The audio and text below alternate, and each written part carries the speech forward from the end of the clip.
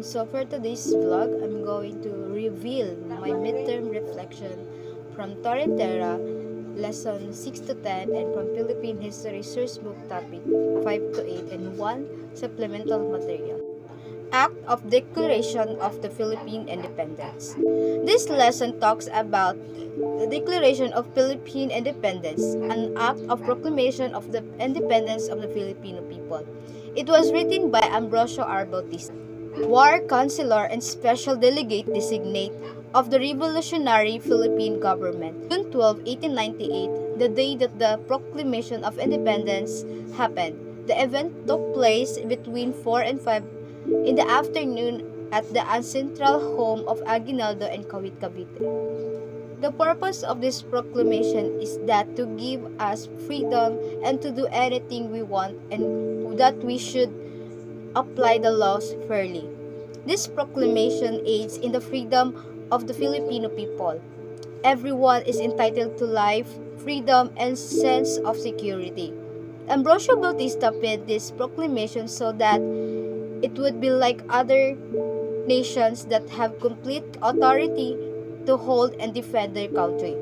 It plays a significant role in our lives by bringing us peace, concluding commercial treaties, forming alliances, regulating commerce, and doing all other acts and that's an independent state does. The flag that signifies and declares that we are officially an independent nation is also unveiled on the same day of the Declaration of Independence. 1899 Constitution of the Republic of the Philippines, or Malolos Convention. The Republic of the Philippines 1899 Constitution, also known as the Malolos Convention, which is all about political constitutions. These constitutions give the government the tools it needs to guarantee and advance the protection and advancement of human dignity, equality, and liberty in our nation. Treaty of Peace between United States of America and the Kingdom of Spain, or Treaty of Paris. The first lesson focused entirely on the Treaty of Peace, or Treaty of Paris, between the United States of America and the Kingdom of Spain, which put an end to their respective wars. On December 10, 1898, the United States and Spain signed the Treaty of Peace, also known as the Treaty of Paris, which became effective on April 1899.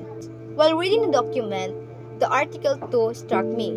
It says that Spain cedes to the United States the island of Puerto Rico and other islands now under Spanish sovereignty in the West Indies, and the islands of Guam in the Marianas or Ladrones. This article outlines how, through discussion and agreement, Spain currently has jurisdiction over the aforementioned island of Puerto Rico as well as neighboring islands.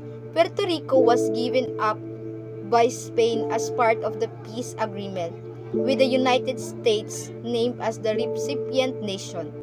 In an effort to avert conflict, the peace deal between the two countries is successful. To create a peace treaty, judges from the United States gathered in Paris in 1898. The United States Commission on Harmony was founded by William R. Day and Senator Cashman Davis. Jose Rizal's retraction controversy. The lesson I have read is all about the retraction controversy of Jose Rizal, where many historians arguing whether Rizal retracted from what he stated about the Catholic Church or not. From Rizal's statement, I retract with all my heart whatever in my words, publications, and conduct have been contrary to my character as a son of the Catholic Church. Some says that this document is a forgery, and the other are asserting that it is authentic, and Rizal was the only who wrote and signed the retraction paper. Father Balaguer claims that Rizal was given condensed retraction and approved it. According to the story, Father Balaguer also mentioned that Rizal withdrew his statement because he desired to with Josephine Bracken. He observed Rizal's signature on the marriage license and the retraction paper, which supports the nation that he recanted.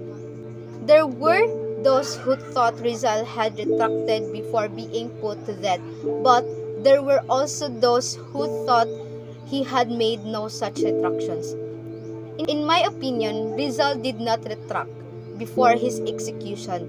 After reading some of the articles, I was convinced that he did not retract. Convention between the United States of America and Great Britain eliminating the boundary between the Philippine archipelago and the state of North Borneo.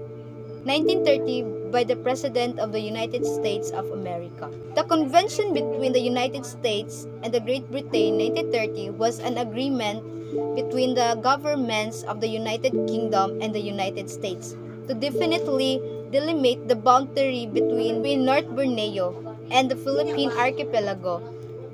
It was signed at Washington on January 2, 1930. One issue I can relate to this topic is the issue between China and the Philippines, where the issue talked about how China claims that the territory belongs to the Philippines. Next is the topic 5, Philippine-American War. Emilio Aguinaldo's proclamation of surrender to the United States on April 19, 1901. During the Philippine War on March 23, 1899, American soldiers seized Emilio Aguinaldo, a revolutionary commander from the Philippines, 1869 to 1964. The history of Aguinaldo serves as a metaphor for how the United States interacted with the Philippines in the closing years of the 19th century. He addressed the Filipino people on April 19, 1901 and made it plain that he understood their desire for peace. After reading President Emilio Aguinaldo's address to the Filipino people, I realized that he chose to surrender because he wanted our country to be free and independent. He also believed that the Philippines should be ruled by Filipino and that every Filipino had the right to take part in their own form of government and to establish a nation-state that followed their own laws and customs. As a citizen of the Philippines, I am relieved and I learned a lot since his surrender. Knowing the history of President Emilio Aguinaldo's declaration of his surrender to the United States is crucial for us because it led to the freedom and independence that we enjoy today. Aguinaldo as well as Rizal and Bonifacio were Filipino patriots and leaders who led the nations of Asia in releasing themselves from colonial shackles so that they could breathe in the fresh air of personal liberty and national dignity. That the fight of our Bayani Emilio Aguinaldo are all worth it and deserve to be kept always in our heart and also in our Philippine history. Topic 6, American Period. Excerpt from the Diary of Carrie Chapman Catt. The topic focused on an excerpt from Carrie Chapman Catt's diary. Carrie Chapman Catt served as president of the National American Women's Suffrage Association or NAWSA from 1900s to 1904, during which time she also assisted in establishing the International Women's Suffrage Association. She is perhaps best known for her second term as a NAWSA president, which started in 1915. To pursue the Senate and House of Representatives of the United States that women are not less capable than men, the election of 2 female presidents and the appointment numerous women to posts in the national and local government caught her attention during her visit to Manila to conduct research on the status of women in our nation. She discovered that in our nation, women have the freedom and authority to engage in whatever social activity they choose, as well as equally benefit from political, economic, and cultural benefits and share in household duties. In such a society, men's and women's human rights are equally As I read the topic, I gain a lot of knowledge and comprehension of Carrie's point of view, which is that women and girls have the right to follow their goals and achieve the success they desire. The Diary of Carrie Chapman Catt shows us that the women should be treated equally regardless of whether they have a degree or not, and because of this Catt diary, those investigators learned a lot of fascinating things about Filipino women. Commonwealth Act number 34, an act to provide for the holding of a plebiscite on the question of women's suffrage.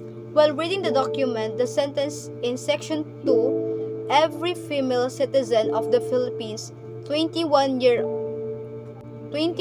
years of age or over should have been a resident of the Philippines for 1 year and of the municipality where she proposes to vote for at least 6 months immediately preceding the plebiscite, and who possesses the qualifications required by existing law for male voters, but without the disqualifications therein specified, is entitled to vote. This law addresses disputes surrounding women's right to vote. In other words, women, same criteria as men, may be qualified to vote in this plenary, providing them the chance to do so. Bataan has fallen.